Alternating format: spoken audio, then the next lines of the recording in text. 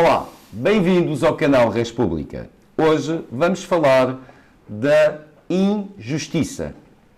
Justiça sobre vários ângulos, sobre os processos mais mediatizados e menos mediatizados, sobre os atrasos, sobre aquilo que está a acontecer e não está a acontecer e, sobretudo, qual seria a solução para termos uma justiça mais célere e, sobretudo, pronta a ajudar os portugueses. Há tribunais em Portugal onde os processos se arrastam mais de 20 anos. Ficam anos a fio, sem resposta, e não é preciso ser um caso complexo ou conhecido, como os processos Casa Pia, Taça Oculta ou Operação Marquês.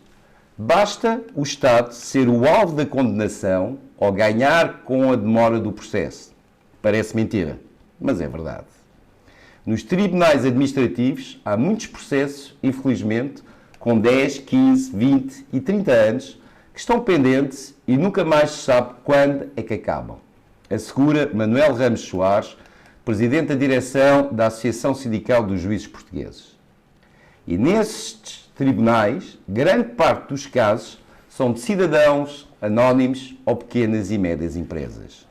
Há quem morra antes de saber que o tribunal lhe deu razão e há empresas que fecham antes de ganharem os casos na justiça. Mas há casos mediáticos que, pelo tipo de crimes, pela complexidade e pelos nomes que envolvem, também se arrastam durante décadas. Pensem na Casa Pia, no Faça Oculta ou Operação Marquês. São 3 exemplos de como a justiça tropeça em si própria. Hoje, então, vamos falar de tudo isso e temos como convidados o Dr. Correia de Almeida, advogado. Bem-vindo. Obrigado. E o Dr. André Inácio, doutor professor universitário e grande especialista em segurança. Sejam bem-vindos. Muito obrigado. Obrigado por terem aceito o convite, que é um prazer. Eu começo aqui pelo Dr. Inácio. O porquê dos 20 anos e os 15 e os 30 de atraso? Ora, boa tarde. O porquê é porque, de facto, nós temos uma justiça lenta, pesada, cheia de oportunidades de desvio, de formas de se ganhar tempo, uma justiça que é pouco objetiva, uma justiça que pode ser, de facto, aproveitada para o melhor e para o pior, na forma como é aplicada. E isso, se, de facto, ao nível administrativo e fiscal, estas coisas demoram imenso, ao nível do processo penal, então, eu diria que temos uma justiça, que não, um código de processo penal, que não se coaduna com as novas realidades criminais, nomeadamente com a criminalidade económica ou financeira, como temos visto ultimamente. Já vamos falar disso. Em termos do advogado, qual é a percepção que o profissional tem em termos do que se passa hoje na justiça? Bom, muito obrigado, antes de mais, pelo convite. Há diria quase vox populi de que os advogados até são os culpados pelo atraso, de muitos dos atrasos na justiça que utilizam expedientes dilatórios. Bom, a primeira verdade é que não são os advogados que fazem a lei, não são os advogados que demoram muito tempo a responder aos requerimentos e, portanto, se existem expedientes dilatórios é porque o nosso legislador nunca teve a capacidade de entender o que é garantias dos cidadãos, que são importantes, e há sempre uma grande preocupação. Quem faz as leis e os magistrados que decidem, e estou à vontade porque já disse isto a alguns magistrados, e até o tratamento nos tribunais, para o assistente que está a representar as vítimas é completamente diferente do tratamento a um advogado que representa os arguidos. Eu que já tenho estado dos dois lados, sinto bem essa diferença. Enquanto advogado das vítimas, às vezes até se esquecem de me dar a palavra para fazer instâncias, o Ministério Público esquece naturalmente de nos dar conhecimento das diligências do processo ou nem sequer liga nenhuma às diligências do processo. E dou um exemplo, às vezes alteram medidas de coação sem sequer ouvirem o advogado, o assistente, nunca se esquecendo de notificar o advogado do arguido. E, portanto, o grande problema dos atrasos na justiça começa, antes de mais, por quem faz as leis, que não tem o conhecimento de como é que, na prática, as coisas funcionam, e depois tem também um outro problema, que é a falta de penalização para quem faz demorar a justiça. Eu dou-lhe um exemplo. Há um julgamento que está para começar há 2 anos. Existem efetivamente advogados que têm feito requerimentos seguidos de requerimentos, alguns sem pés nem sentido, a expressão é esta, que estão a permitir que o julgamento se prolongue há 2 anos. Disse, então, está provado que a culpa é dos advogados. Não é. Quem tinha a obrigação de responder logo de início, olha, terminou, não há maior capacidade, não tem mais nada para dizer, e vamos iniciar o julgamento, se calhar até aproveita para não ter o trabalho de iniciar o julgamento, que é muito mais fácil responder a um requerimento, que é um mero expediente dilatório, daqui a 1 mês, do que dar um murro na mesa e dizer isto já não está, não há nenhuma lei em Portugal que o proteja e, portanto, vamos iniciar o julgamento. Isso significa ter trabalho. E, portanto, para não ter esse trabalho, é muito mais fácil responder. E, portanto, o grande problema para mim, antes do atraso na justiça, ser por causa das leis, ser o que foi, é essencial alterar os mecanismos de fiscalização de quem decide e de quem é interveniente judiciário. Ótimo. Vamos falar então disso. Na formação dos nossos juízes, na formação na academia, e aqui para o Dr. Inácio, a percepção que eu tenho, porque também estou um bocadinho ligado neste momento, é que se fala muito em conceitos, em teorias, mas fico com a impressão que um aluno de Direito, quando acaba o curso, verdadeiramente não está pronto, mesmo para ir para a escola da magistratura, não tem as armas necessárias. Será uma má percepção? Ou... Eu vou ainda mais longe. Eu não ponho em causa a formação em Direito, ao nível das licenciaturas. Aliás, se eu pusesse, eu não estaria lá a fazer nada. Eu acredito no que faço e empenho-me profundamente, e há 23 anos que sou docente universitário. A questão passa, quanto a mim, noutra perspectiva. Por um lado, hoje os jovens têm cada vez uma cultura geral menor e têm, sobretudo, uma experiência de vida ínfima comparado com aquilo que se tinha há uns anos atrás. Isto parece uma conversa de velho, mas isto é uma realidade.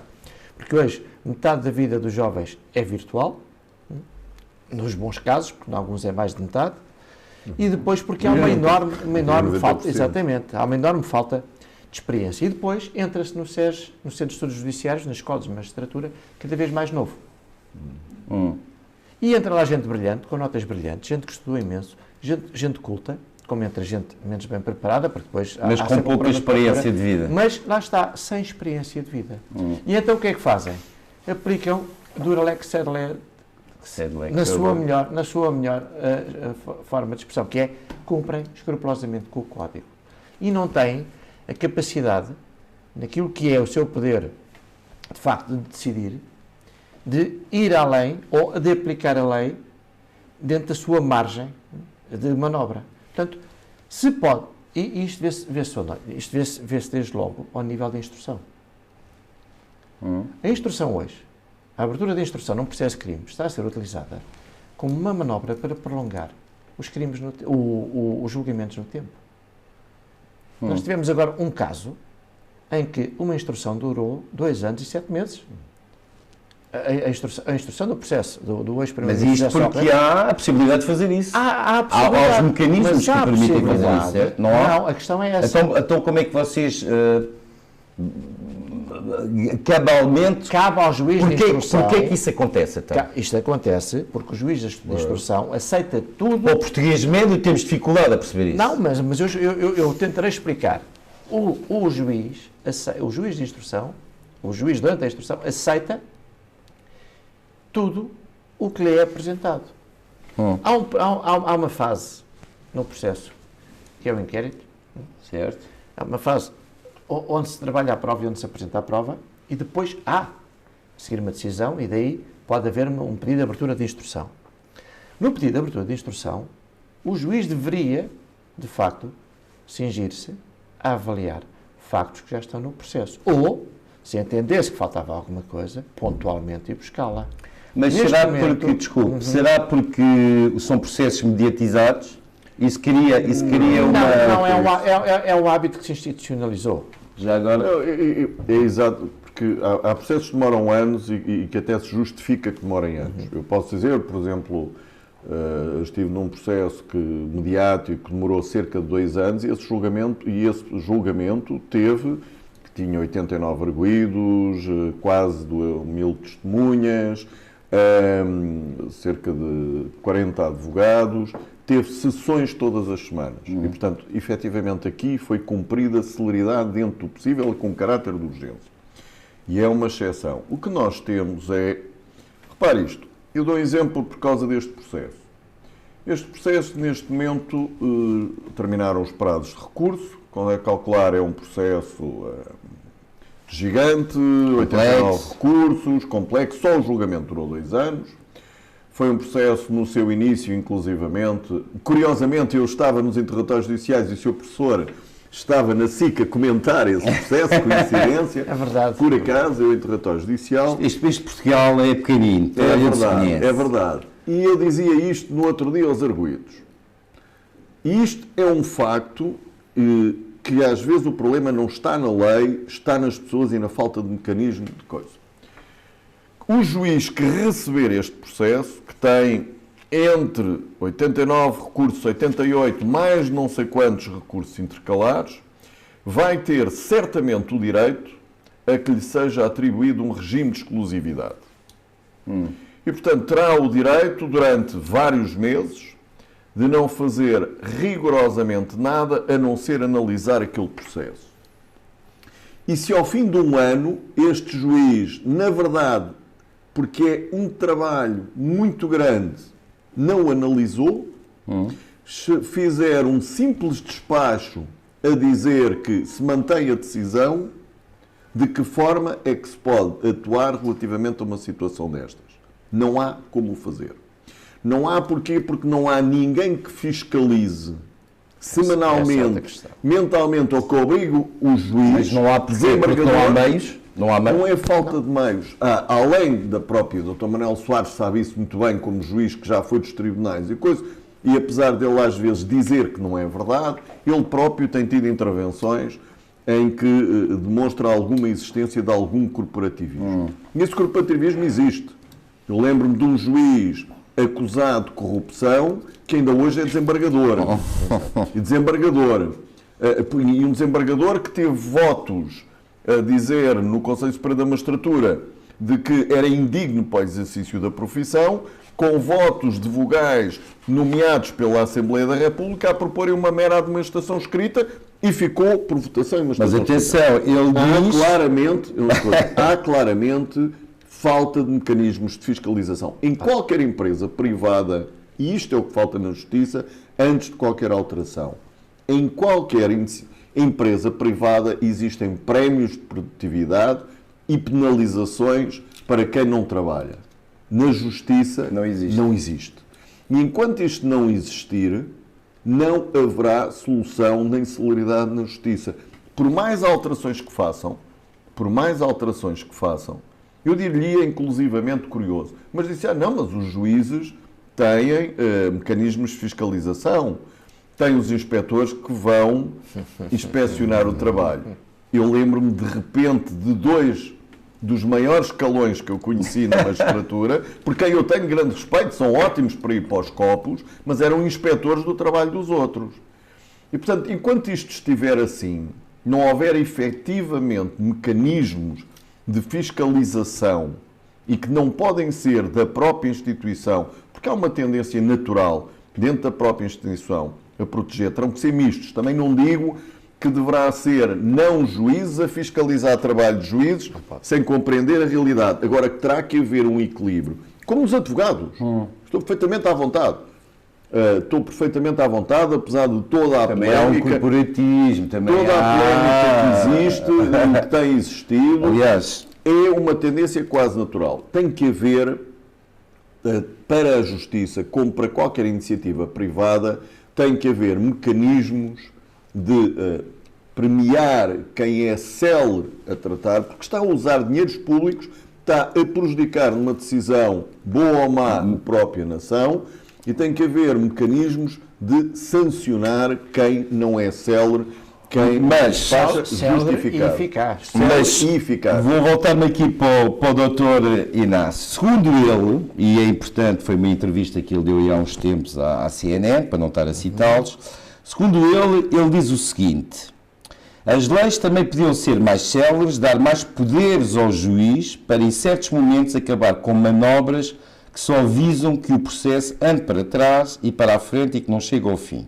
E diz ainda mais: de alguma forma, a origem das leis também pode explicar algumas coisas. As leis são feitas no Parlamento, 1/3 do Parlamento são advogados. Fomos criando esta ideia de que o sistema de justiça deve desconfiar do juiz e, portanto, não se quer atribuir poderes ao juiz. Está de acordo com isto? Não estou de acordo com isso, por um motivo muito simples. Nós temos uma grande tendência em Portugal para culpar a lei por tudo o que não funciona.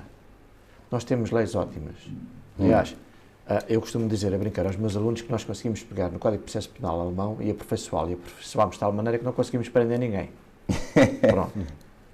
Portanto, o que está aqui em causa não são as leis, o que está aqui em causa é a sua aplicação. A aplicação das leis. É as pessoas, de facto, quererem atravessar-se. Temos uma situação ao contrário.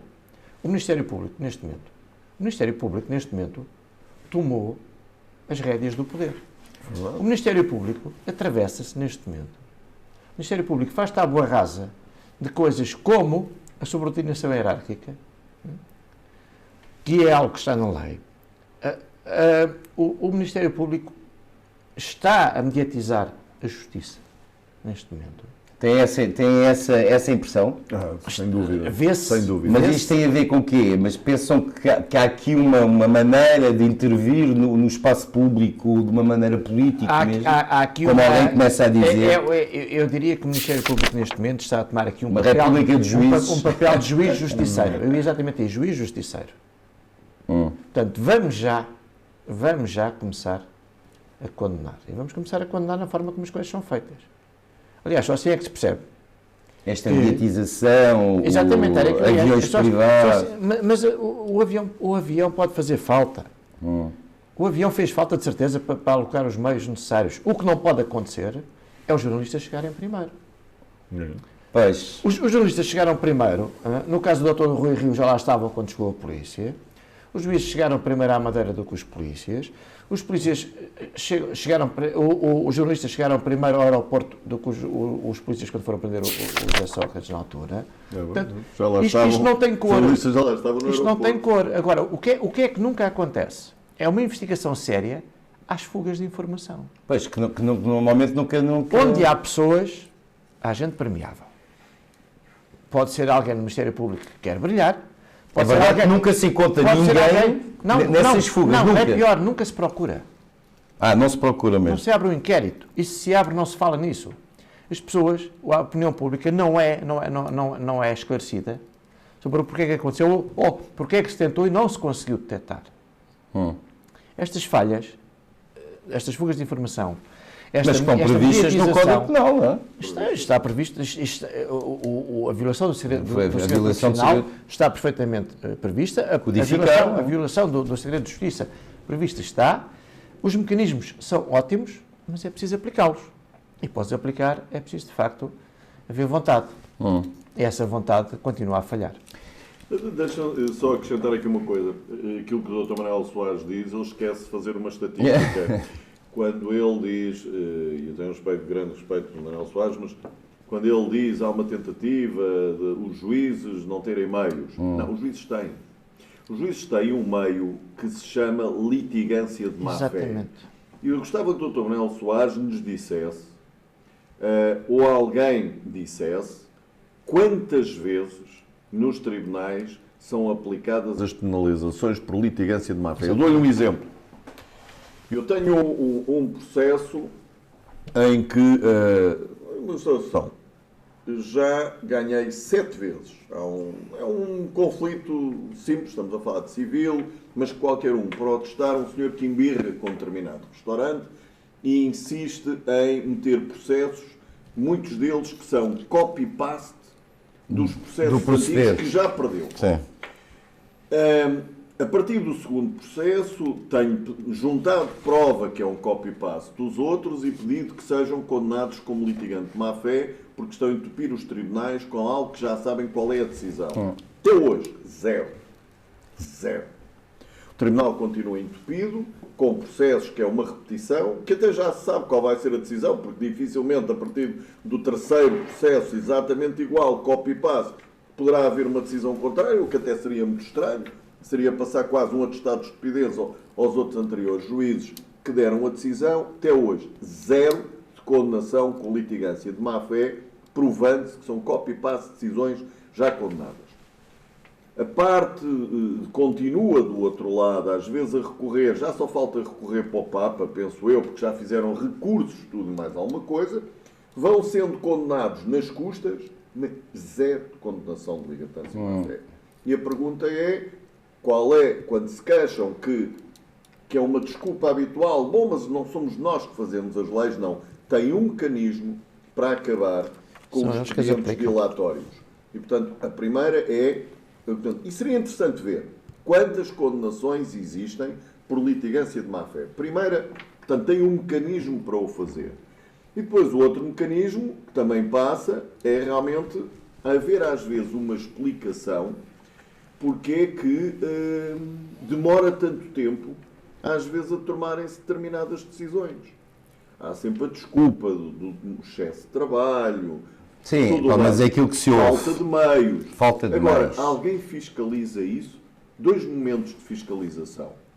Se o juiz estiver toda uma semana fora, por exemplo, olha, dou-lhe exemplo de como as coisas não estão equilibradas.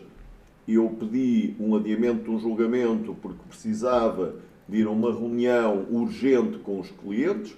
Foi-me indeferido, dizendo o juiz de que o processo era um processo urgente e tínhamos que avançar. E, portanto, não foi adiado. Mas na semana a seguir foi uma semana inteira para um congresso para a Madeira. Já não era urgente. Se o processo é urgente, está. E do Ministério Público, já agora, na sequência do que o professor estava a dizer, faço também só esta pergunta. Se eu resolver constituí-lo enquanto magistrado do Ministério Público, o resolver constituído arguido e fazer um TIR sem qualquer fundamento, quais consequências disto?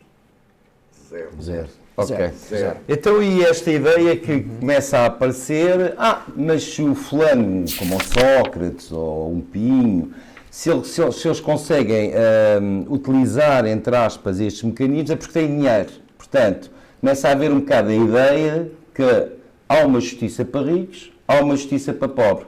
Eu lembro-me, acho que até foi durante o Covid, um fulano ali para o norte tinha roubado qualquer coisa no supermercado, não sei se vocês lembram disso, uma coisa bem pequena.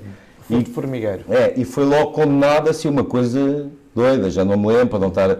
Sim, muito mais... Sim, que serviu de exemplo. Para servir disso, exato. Exemplo para portanto, a questão é... Supermercados. A questão é, e mais uma vez, eu situo-me no português médio, que está a ver as notícias e que fica com aquela ideia que são sempre os mesmos advogados e daqueles caros e que eles têm os meios financeiros para poder fazer durar. Enquanto o pequenino, coitado, não tem hipótese. A grande verdade é que a justiça... Isso existe ou não? A justiça, há essa percepção? A justiça é igual para todos os que tenham dinheiro para pagar. Ponto. Como? Não, eu gosto muito dessa frase. Inventei agora. Não, mas a justiça é igual para todos é os que tenham dinheiro para pagar. Porquê? Porque há uma diferença nos advogados. É isso, não é? Porque por melhores Vês sempre os mesmos também. E depois, repare, vamos para a criminalidade económica ou financeira. Os indivíduos indiciados por criminalidade económica ou financeira são indivíduos, de facto, com um estatuto social reconhecido. Muitos deles estudaram ou estiveram nas festas, nos tempos da universidade, ou cruzam-se hoje nos corredores dos camarotes dos estádios de futebol com magistrados. Mesmo que isso não aconteça, isso já lhes dá um tratamento diferenciado. Para alguns magistrados, não são todos, há que fazer justiça, mas são muitos. São representados por advogados de nome na praça, muitos deles que acumulam com a docência, aliás, o Sr. Ator também já foi docente, que acumulam com a docência e que foram professores E destes que conhecem magistrados os pormenores que têm técnicos. obra publicada, que são gente, de facto, com grande impacto social e a quem, às vezes, os seus magistrados, Mas em isso caso, cria uma mais-valia? em caso de dúvida numa decisão, Cria uma recorrem a eles mais-valia? para pedir uma segunda opinião, quando eles não estão envolvidos no processo. É terrível. Portanto, isto torna o quê? Isto torna que, de facto, a justiça seja diferenciada em função da forma como nós podemos recorrer a ela. Certo. Um indivíduo que chega ali e não tenha para pagar um advogado, que apanha um advogado que está de turno, que chega ali e depois de ouvir todo o que é apresentado pelo Ministério Público e diz peço justiça, isto é a denegação da justiça. Isto é a justiça a fingir que funciona. E eu quero concluir só com isto, Força, força. que é, de facto, nós temos que lembrar que o processo penal é o direito constitucional em ação. Quando se está em julgamento, quando se está em tribunal, quando se está a trabalhar o inquérito, estamos sempre obrigados a atender aos direitos, liberdades e garantias de todos os envolvidos. De todos. Não é só de uns. E o nosso processo penal tem um problema sério. Esquece das vítimas. Todo o nosso Código Penal está feito para proteger o arguido, para evitar que haja excessos sobre ele. E a vítima é abandonada. Completamente. Por falar Mas só acrescentar isto e aquilo Sim, sublinhar. sim. Não há dúvidas nenhumas que há, e não tenho dúvidas nenhumas, vou dizer, que há uma justiça para ricos e uma justiça para pobres. É manifesto. É manifesto. É manifesto quem tem possibilidade de pagar um advogado tem um tratamento diferente. E, portanto, há bocado dizia, é necessário haver fiscalização, premiar a produtividade e coisa, e aqui não é só nos magistrados judiciais, é em todos os intervenientes da justiça. Isto que o professor estava a contar é verdade. Enquanto advogado, é das coisas que me deixa mais triste. Eu costumo dizer, fico mais triste com um mau advogado do que com um bom magistrado, porque o outro representa a minha classe. E essa envergonha mesmo. Sinto-me, às vezes, passo-me em julgamentos, nem é tanto com os magistrados, já passei com os magistrados, ainda há uns tempos veio no Correio da Manhã que abandonei uma sala de um julgamento porque entendi que estavam a ser violados os direitos de defesa dos arguidos, mas são situações excepcionais. E eu lembro-me, e aqui defendendo um magistrado, também bastante conhecido, ainda no e isto também tem que acabar, no extinto Tribunal da Boa Hora, que hoje é desembargador, em que faltou o advogado do arguido e foi nomeado o defensor oficioso que estava de escala. E o defensor oficioso entrou, e este, hoje, juiz desembargador, mas na altura juiz do Tribunal da Boa Hora, perguntou-lhe, doutor, este é o senhor que o senhor vai defender, quer falar com ele? Ele olhou para o arguido, que estava de pé, aliás, e ele disse, não é necessário. E sentou-se a preencher um formulário. Eu estava sentado ao lado e reparei que o formulário era o do pedido dos honorários. Os honorários a que o defensor oficioso tem pelo Estado. E continuou a preencher e o julgamento parado. Completamente parado. E o arguido à espera que quem o ia defender fosse continuar. E continuou a preencher a nota de honorários que iria pedir. E às tantas, e muito bem, o magistrado judicial, e eu fui o primeiro até a seguir, se houvesse a subscrever o que disse, doutora, o que é que está a fazer? Olhou com ar muito espantado, estou a preencher a nota de honorários como fui nomeado oficiosamente. E o juiz respondeu-lhe, não vale a pena sequer preencher. Doutora, eu serei o primeiro a dar ordens para não lhe pagar rigorosamente nada, porque se presume que aquilo que vai receber, o trabalho, a doutora nem sequer se dirigiu ainda ao arguido, portanto, eu sou o primeiro a dar ordens. E eu, enquanto advogado, disse, doutor, deixe-me manifestar, enquanto advogado, que me sinto envergonhado por esta conduta que a colega está a ter, e sou o primeiro a subscrever que nada deve ser pago. Este é o grande problema. E foi nomeado um outro que teve um comportamento diferente. Este é um problema também.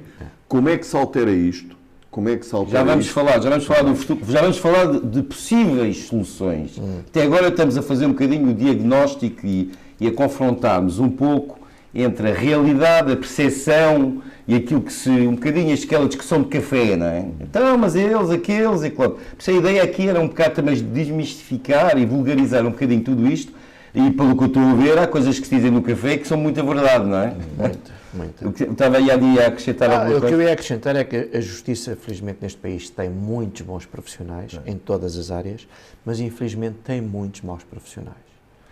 E tem muita gente que faz daquilo, enfim, uma atividade, como poderia ter qualquer outro tipo de atividade, e de facto a justiça exige Uma vocação. uma dedicação. Uma dedicação. Pelo menos Porque eu torno a repetir isto mexe com os direitos, liberdades e garantias das pessoas. Certo. Isto é a base de qualquer Estado de Direito. E de facto o nosso Estado de Direito, se calhar, não está como está por acaso. Está por todo um conjunto de erros que começam no ensino, que vão depois para a formação técnica ou profissional nestas carreiras e que culminam depois na forma, não só como são geridas as carreiras, como são geridas as expectativas das pessoas, mas sobretudo na forma como as pessoas abraçam estas profissões, porque depois já lá estão. Ok. E este acomodar é péssimo para a sociedade. Deixa-me só acrescentar mais uma coisa. Eu quero só, na sequência do que o professor está a dizer, há uma coisa que todos os intervenientes na Justiça, todos, advogados, juízes, magistrados, polícias, devem entender uma coisa.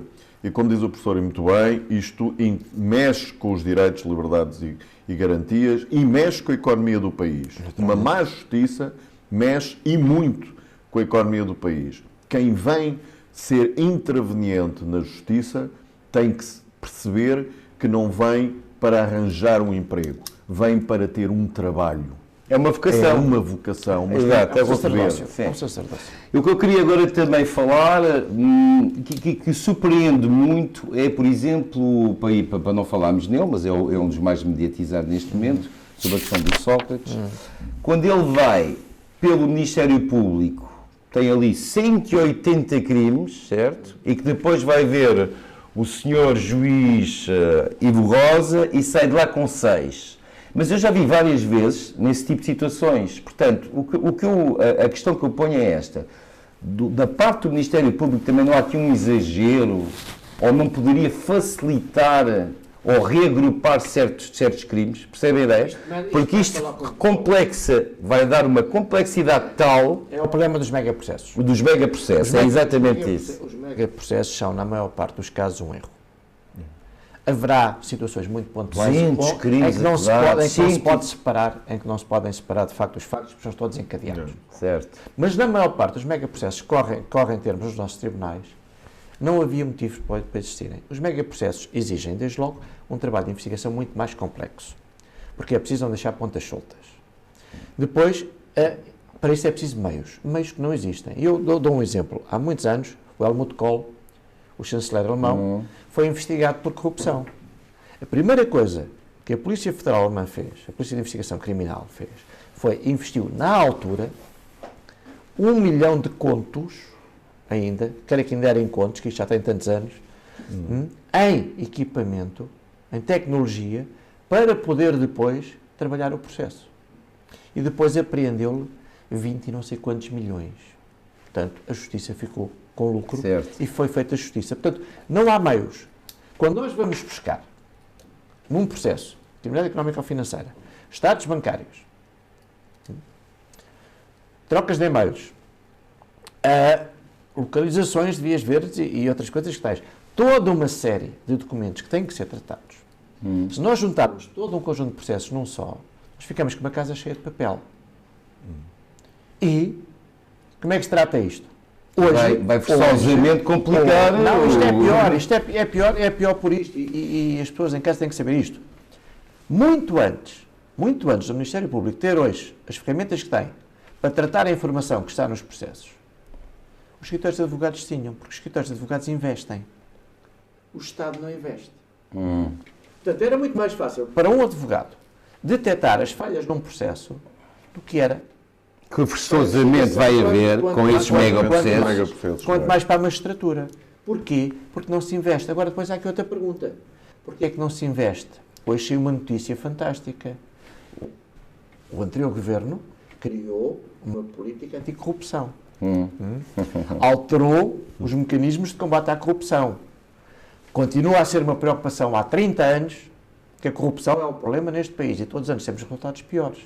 Exato. No ranking descemos mais um lugar. Portanto, temos é assim. mesmo Cabo Verde, que é à nossa frente, só para vos dar um exemplo, Mas atenção, nesse ranking da transparência. Mas atenção, Cabo Verde é um país. Certo, não, mas isto não é... É um país muito sério, atenção. Não, mas isto é sobre aquela ideia que às vezes nós pensamos, que os países africanos isto e aquilo, aquilo outro, quer dizer, eu digo isto em termos positivos, não é? Mostra bem que esses países fizeram, se calhar, coisas que nós não fizemos. Agora, o que nós estamos, de facto, é um nível básico naquilo que é a eficácia na prevenção e na reação a crimes, a criminalidade económica ou financeira em geral e à corrupção em particular. Certo. Porque, de facto, os megaprocessos são um erro.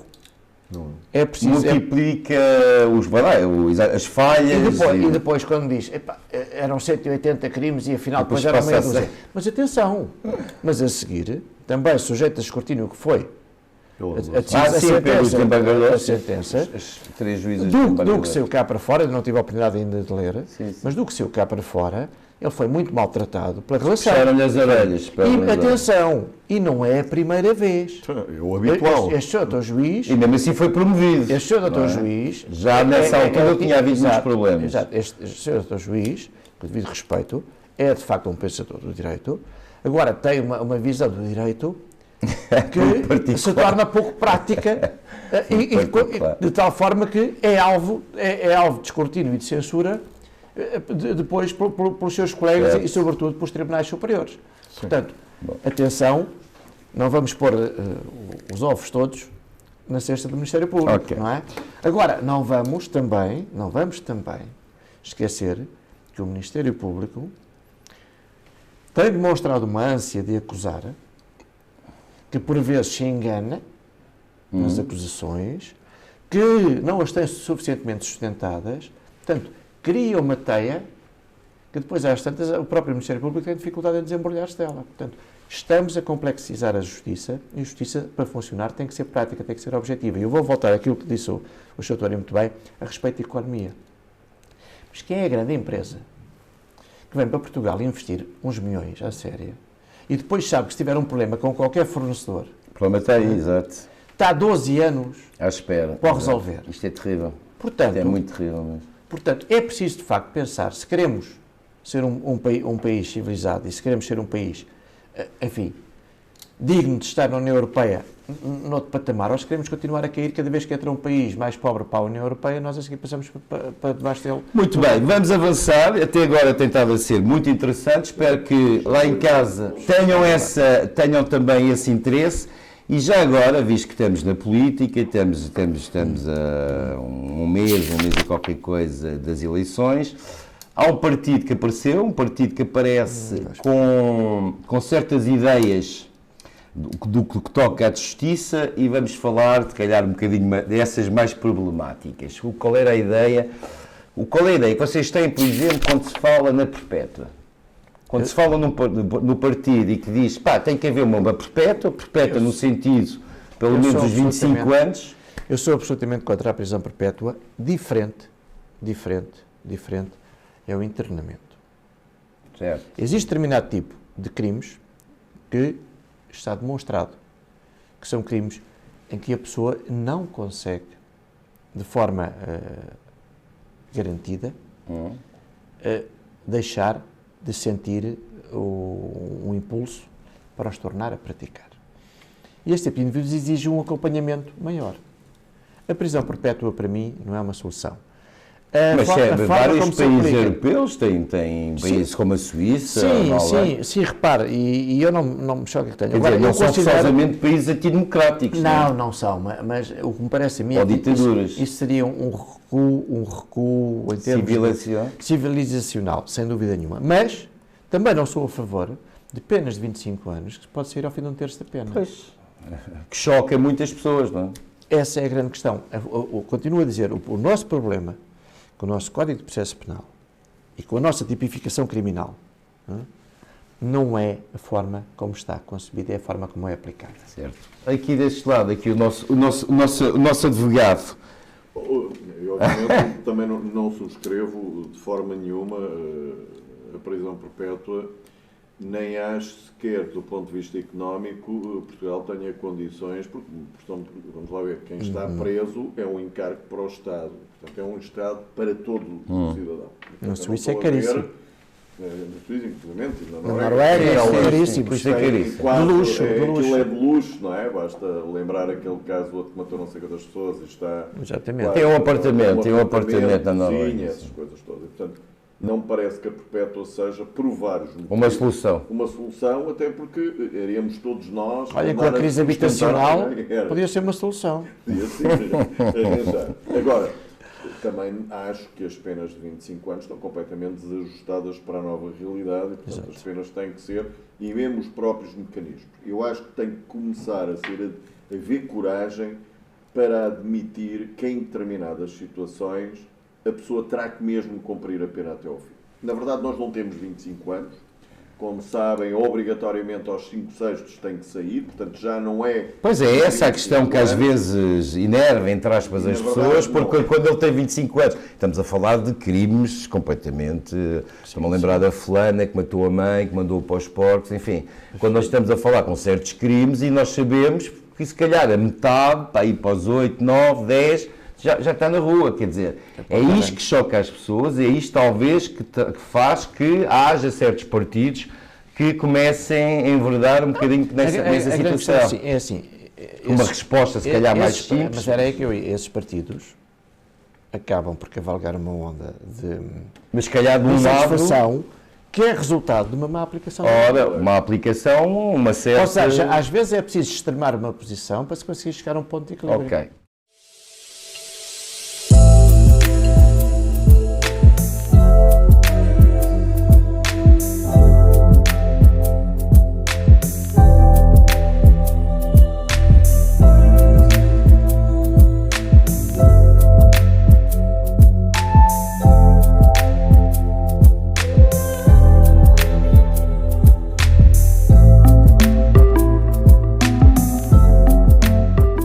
A segunda medida desse partido, que é a castração química, que nós sabemos bem que não é definitiva, e nós temos que explicar às pessoas que a castração química não é definitiva, é certos fármacos que inibem o líbido.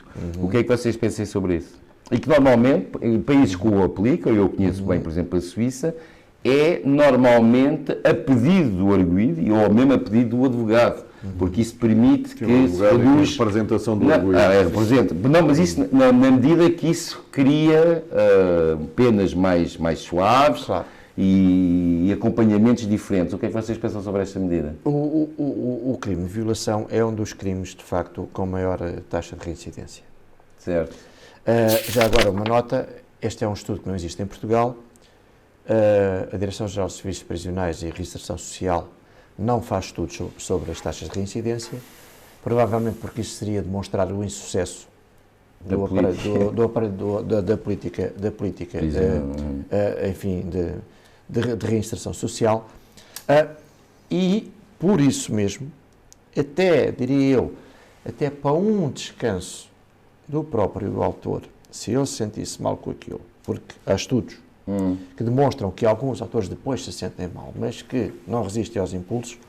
Se isso fosse, de facto, de comum acordo, e ele estivesse disponível, e se ele trouxesse uma redução da pena, que não deixaria de cumprir a pena por causa disso, mas trouxesse... E se fosse voluntário, não é? Se fosse sobretudo voluntário, aliás, esse partido e fosse acompanhado, fala de voluntarismo. porque depois estas pessoas têm que ser acompanhadas. Porque se não forem acompanhadas, isto é a mesma coisa. Nós agora tivemos um exemplo fantástico, que foi aquele estudante da Faculdade de Ciências de Lisboa, que ia praticar atentado, acusado de terrorismo, e era o que ele ia fazer. Aliás, ele estudou tudo, ele foi às redes sociais ver o que é que tinha que fazer, viu quantas pessoas tinha que matar para entrar no ranking dos mass murder, portanto, e foi para casa com o compromisso de tomar a medicação toda. E o doutor está contra. Eu estou absolutamente contra. Então devia ter sido condenado por terrorismo. Não, eu diria que ele tem que ir. Mas ele não fez nada, Ele não fez nada porque a polícia interveio. Certo.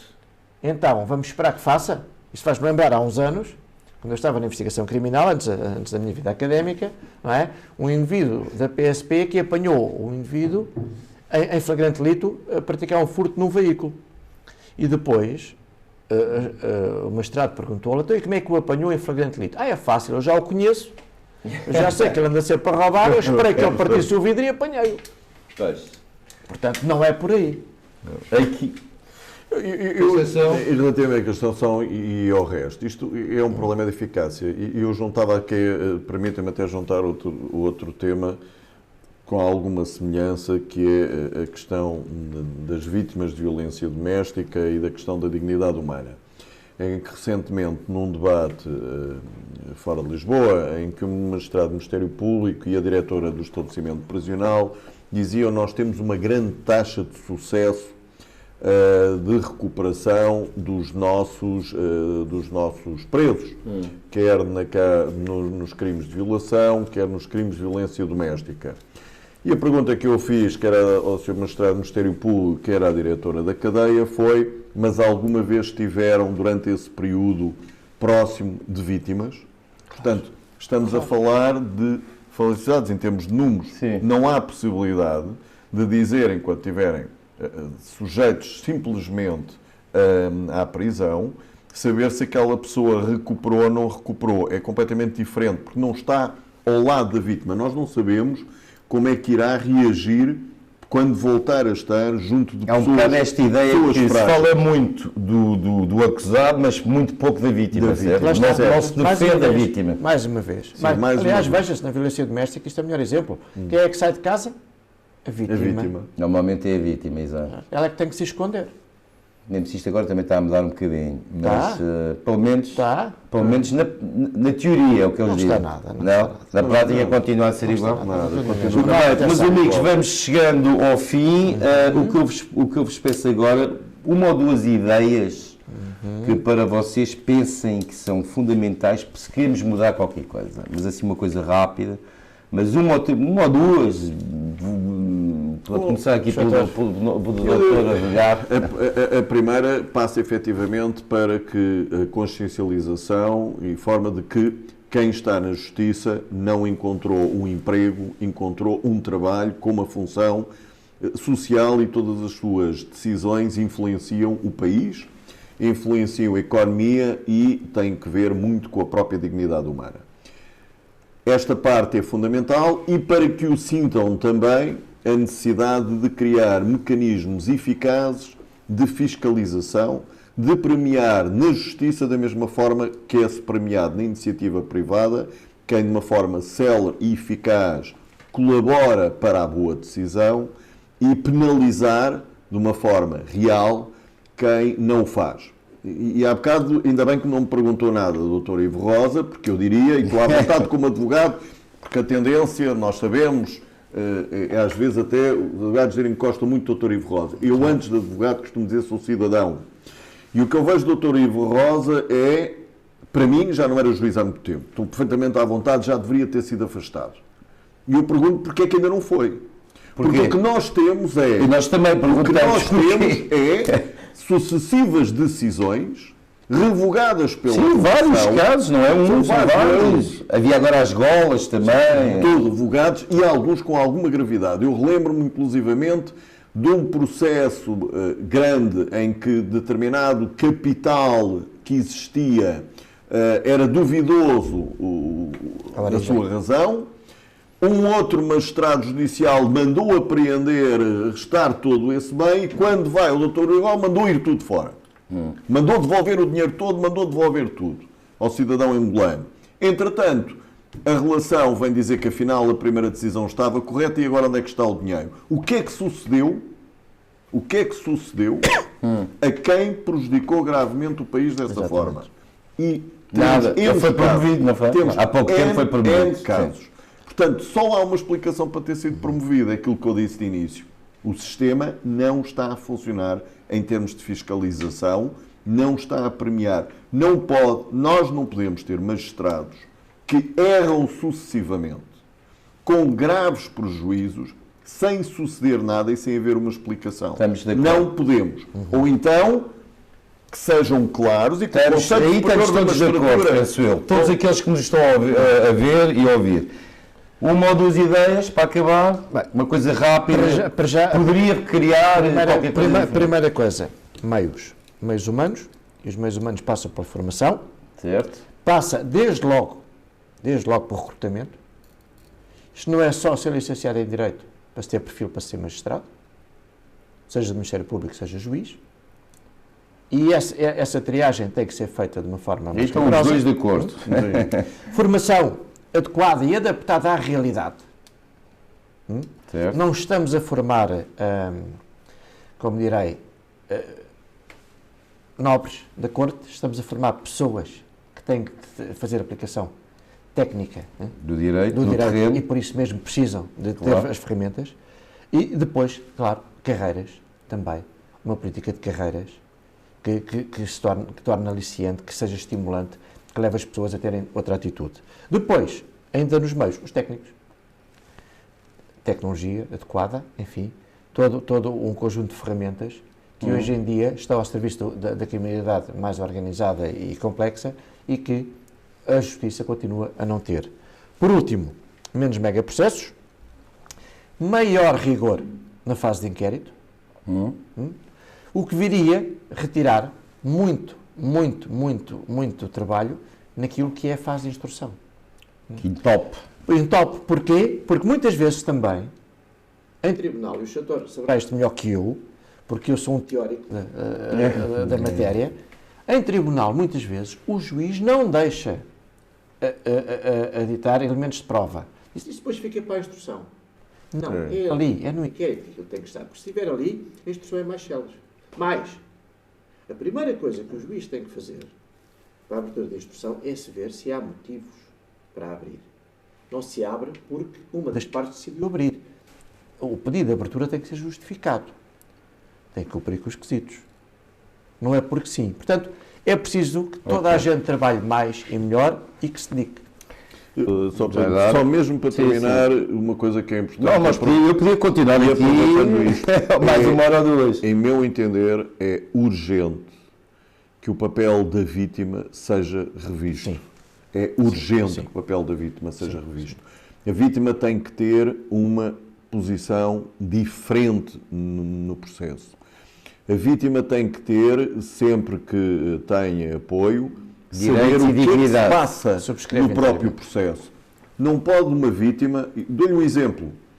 Num caso de homicídio, em que foi, de uma forma inexplicável, o homicida foi colocado em liberdade porque era diabético. Uma coisa, aliás, estive recentemente no programa do Gosto a falar sobre isto, é um exemplo. Uma coisa surrealista. O juiz, naquele dia, e não lhe sucede nada. O senhor juntou um relatório médico dizendo que era diabético, o Ministério Público opôs, porque tantos diabéticos que existem, e só porque era diabético pô-lo em liberdade. Estamos a falar de um caso de homicídio de uma pessoa que ainda por cima com residência em Cabo Verde. Portanto, é fácil perceber o desenvolvimento do processo.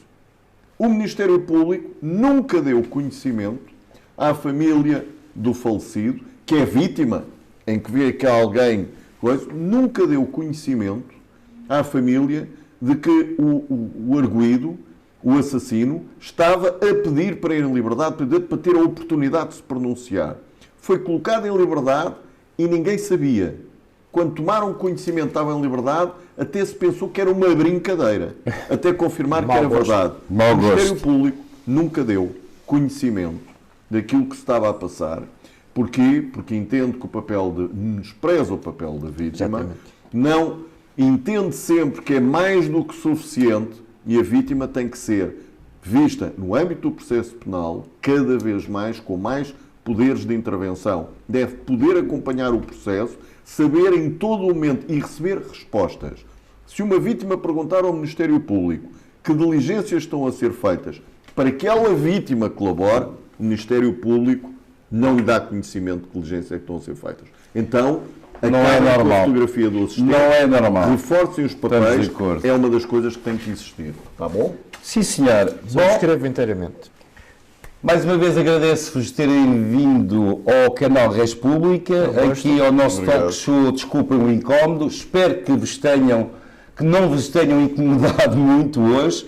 Foi interessante, Obrigado por terem vindo ao canal República. Foi uma discussão que espero lá em casa também tenham gostado. Eu gostei, podíamos ficar aqui mais 2 ou 3 horas. Brevemente têm a oportunidade de votar. Votem como quiserem, mas saiam de casa e vão votar, porque essa é a arma do cidadão no nosso sistema democrático. Fiquem connosco, até breve e desculpem o incómodo.